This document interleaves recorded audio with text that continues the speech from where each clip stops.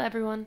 My name is Alana Moore and I am the Oil and Gas Accountability Fellow working for Public Lab this spring.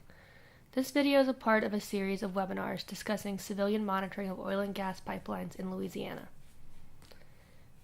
Each video in this series examines a different facet of the environmental regulation process in Louisiana, so they can be viewed individually or in order. The purpose of this video series is to educate Louisiana residents on how to use laws like the Clean Water Act to demand accountability from oil and gas companies when they illegally act outside of their permits. While this video is specifically catered to one issue in Louisiana, the tools and techniques discussed in these videos are applicable to environmental struggles across the nation. The first video in this series is an overview of the causes and effects of oil and gas development on Louisiana's landscape.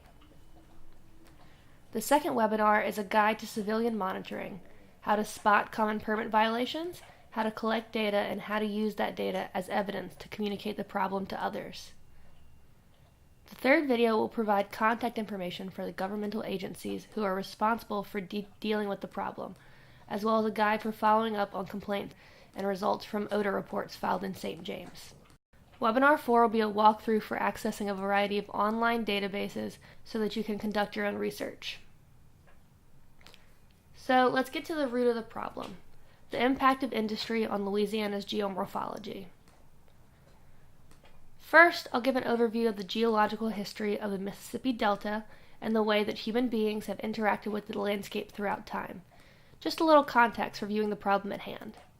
Then I'll explain the ways that industrial engineering and pipeline construction have altered natural processes manifesting in the environmental crisis we currently face. Since the 1950s, the oil and gas industry has been a major driver of Louisiana's economy. The region is extremely rich in natural resources, plus tax incentives and loose regulation have made this landscape especially lucrative for producers of fossil fuels. Development has run rampant for the last 70 years, resulting in a web of pipelines where there was once flowing bayous. To illustrate this point, here is a map of waterways in Louisiana overlaid onto a digital elevation model. The coastal zone of Louisiana has always been built by sediment being deposited at the banks and at the mouth of the waterways. To the right is the same map with pipelines overlaid. As you can see, the natural flow of water has been bisected by pipeline routes. The intensive extraction of fossil fuels has caused major changes to the landscape of Louisiana and its natural ecological services by preventing sedimentation and altering land building processes. This is because Louisiana is a deltaic environment built by the river and constantly changing. However, oil and gas infrastructure requires your static, unchanging landscape. The land that makes up coastal Louisiana is geologically very young, built up in a process called deltaic progradation. In sedimentary geology and geomorphology, the term progradation refers to the growth of a river's delta farther out into the sea over time. Thousands of years ago, the heel and toe of Louisiana's boot were formed by sediment transported down the Mississippi River and then deposited at the mouth of the river into the Gulf of Mexico. Over the past 5,000 or so years, the Mississippi River has continually changed paths, depositing sediment across the entire width of the state of Louisiana. Some 4,600 years ago, the Mississippi River flowed to the southwest of its current location in the Atchafalaya Basin. In those nearly 5,000 years, the river has changed paths 6 times, only flowing into its current path for the past 500 years. Each change is called a delta switch or an avulsion. Deltaic fanning happens because rivers are always moving, trying to find the path of least resistance from the headland to the mouth of the river. For example, as sediment is deposited and the land progrades into the Gulf, the distance needed to travel to reach open water increases, and the grade of the land becomes much more shallow, building resistance and requiring more force to reach open water. As this occurs, the river either gradually diverts a portion of its flow power into a tributary of the main channel until that tributary becomes the main channel, and the waterway that was once the main channel is just a trickle of the river that it once was. This infrared satellite image clearly shows relict waterways by highlighting urban areas in gray against magenta vegetation and blue water. The urban areas look like extended fingers emanating from the Mississippi River out into the Gulf, because human beings settled on the high ground adjacent to the river. natural flood patterns cause sediment to build up along the sides of the Mississippi River and its tributaries and bayous, and early humans settled along these levees to avoid the frequent flooding of the back swamps. As the river changed paths, human settlement patterns adapted and changed as well, until eventually human settlement changed the path of the river itself.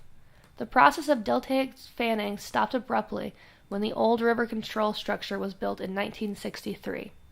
In the middle of the 20th century, engineers noticed that the Mississippi River's flow was decreasing, while the flow of the Atchafalaya seemed to increase, indicating another delta switch was soon to come. If this were allowed to occur naturally, the Mississippi in its current location would dwindle and become a tributary of the Atchafalaya. This was a huge threat to some of the shipping industry, whose infrastructure was already built along the banks of the Mississippi in cities such as Baton Rouge and New Orleans. Therefore, a lock system was built along the entire river to ensure that its flow could be regulated and that its course would stay static. This meant that the majority of sediment flowing down the river would be deposited in one place, rather than spread out across the state. This has resulted in a steadily growing birdfoot delta, while the majority of the state's coastline erodes due to sea level rise, saltwater intrusion, and subsidence due to lack of sedimentation. This map shows the projected land loss that Louisiana will experience over the next 50 years if nothing is done to mitigate it, and global sea levels do not drastically rise. The Birdfoot Delta and the Waxlake Delta near the center of the state are the only areas experiencing land gain, while the rest of the region erodes away like a frayed piece of fabric. Needless to say, there have been many consequences resulting from half a century of environmental engineering of our waterways and landforms. Canal cutting, for example, expedites the transports of goods while negatively impacting the flow of necessary rebuilding sediment to the coastal zone. While bayous flow north to south, many shipping channels are built east to west.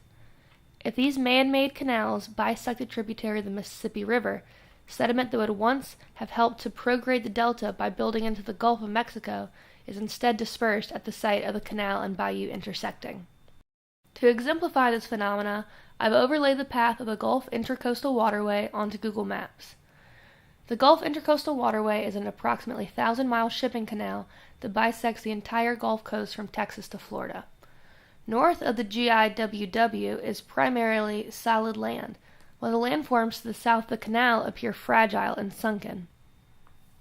Man-made canals can also cause saltwater intrusion when freshwater environments or brackish swamps are bisected with oil and gas canals. This allows saltwater from the Gulf to flow inland in ways that it would not naturally, altering the hydrology, destroying wildlife habitats, and harming wetland vegetation. Plant and tree roots hold soil together and prevent erosion, so death of vegetation simultaneously expedites land loss. Additionally, dredging canals and construction of pipeline routes causes spoil banks, or mounds of leftover material and sediment, on the banks of the construction route.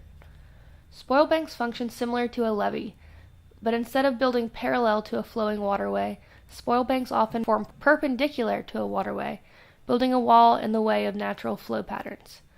By blocking water flow and causing misplaced sediment deposition, spoil banks have caused massive sand deposits in the Atchafalaya Basin. The sediment has filled in areas of the basin that require frequent flooding, such as wetland tree stands and crawfish ponds. Another issue associated with oil and gas infrastructure is the persistence of oil spills. Although there are many rules and regulations that are intended to make the transport of oil safe, there are still about 15,000 spills reported in Louisiana each year, with an average of 2 per year in St. James Parish alone. Not every oil spill is as catastrophic as the BP oil spill of 2010, but the continued encroachment of this industry into our communities and residential areas is a cause for alarm for many citizens. Oil spills harm wildlife, pollute our drinking water, and substantially increase the possibility of an explosion happening in your backyard. As you've seen, the geomorphology of Louisiana is the result of a constantly changing river, depositing sediment along the banks of its tributaries and at its mouth. Once the river was locked in place and the pipeline routes and shipping canals were dug, sediment was lost and natural fluvial land building processes stopped. As a result, the region is experiencing pollution in our waterways and rapid coastal land loss. The next video will discuss ways that you can advocate for a cleaner and healthier environment using just your smartphone. Thank you so much.